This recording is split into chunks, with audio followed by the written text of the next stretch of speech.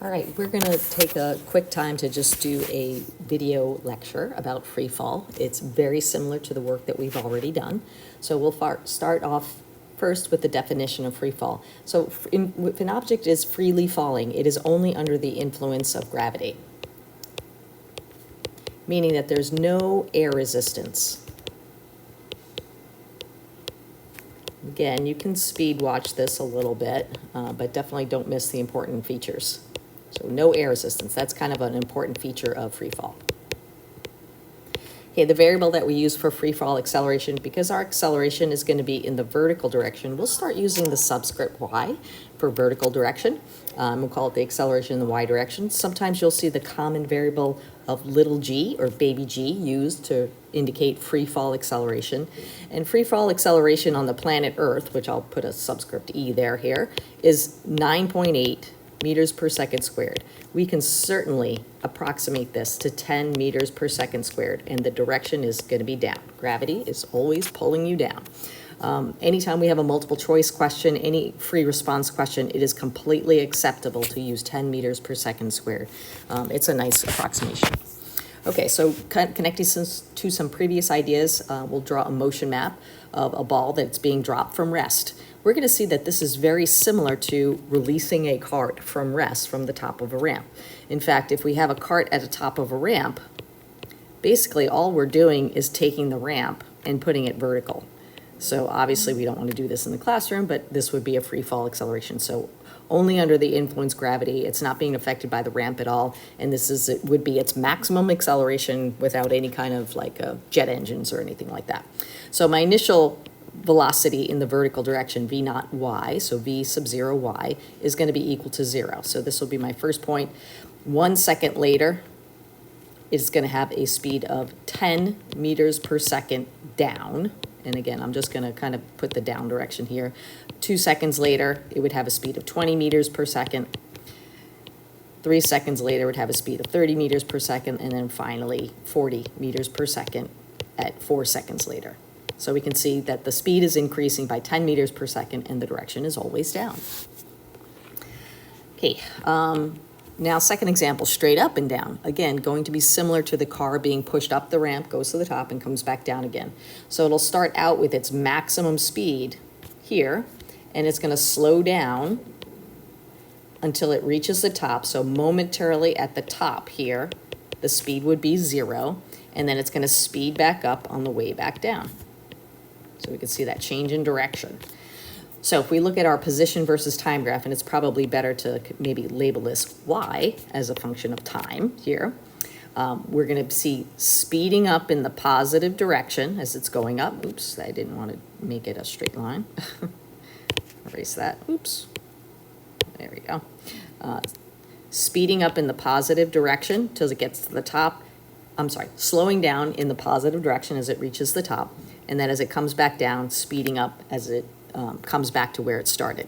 So typically when we talk about acceleration directions, we'll treat the upwards direction as positive and downward as the negative direction. There are some instances where we might make down positive. I'll talk a little bit about that later. So right here at the top, we can see that our slope is 0 on our position time graph. So this is indicating the speed at the top is going to be equal to 0. So if I translate that down here, again, that should be our crossing point here. So as it's speeding up as it goes to the top, 0, and then, I'm sorry, I keep saying that, speeding up, slowing down as it gets to the top, and then speeding up as it comes back down again. Again, a symmetrical construction of the velocity graph. And then our acceleration, which is going to be 9.8 or 10 meters per second down, we can see from here the slope is constant and 0. So we would see, oh, that's a really bad line. Oh, I'll make it better. An acceleration in the vertical direction equal to minus 10 meters per second squared. So we can see a lot of the similar ideas here. Again, taking advantage of this idea of symmetry, and I did not make this vector very good over here. These should be kind of equal lengths. If I started with a speed of 40 meters per second here, if that was kind of my initial vertical velocity, it would slow down by 10 all the way to the top. So my speed here would be 30 meters per second, 20 meters per second, 10 meters per second, 0 at the top. And then as it comes back down again, minus 10 meters per second, because it's speeding up at the same rate that it was slowing down. And then minus 20 meters per second, minus 30 meters per second, minus 40 meters per second. So one of the interesting things that we can see here, and we'll point that out later, is that there's a great deal of symmetry. So right here, where my vertical displacement is equal to 0, they have the same speeds, but in the opposite direction. Similarly, up here, where they have equal vertical displacements, they have the same speed, but in the opposite direction. So, again, a lot of similarities. That's why I don't spend a lot of time talking about free fall. The same equations are going to apply. We just are talking about the vertical direction, and we need to make sure that we're kind of consistent with our signs. So I'll hit a few of the tips for when we're starting to do some problem solving. Set your origin. So this can either be where it starts or where it finishes, or it can be ground level, but it's kind of user defined. So once you set your origin, stick with it. Any position is measured relative to your established origin. So if it's above, it would be positive. If it's below, it's negative. Label it on a diagram. Lots of time there's going to be diagrams. Okay. Set your direction. Label it on the sketch if you need to. Identify that any givens that must be inferred, which means they're not going to be in the wording of the problem. For example, if you're at the top of a completely vertical trajectory, we know that that velocity at the top has got to be 0 meters per second. We also know that the acceleration due to gravity is going to be 10 meters per second down. You're not going to be told that. You need to kind of know. That's when you use it. And finally, kind of look for some symmetry in the problem as well.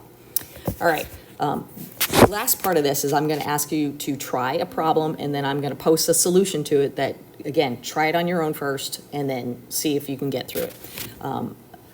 Again, I'll get you started on some of these questions. So if we read, a rock is tossed straight up with a speed of 28 meters per second. So this is kind of telling me initial vertical velocity, and it's straight up. So I'm going to consider that to be my positive direction from the very edge of a 10-meter cliff, and the rock goes straight up and then falls straight down the edge of the cliff to the ground.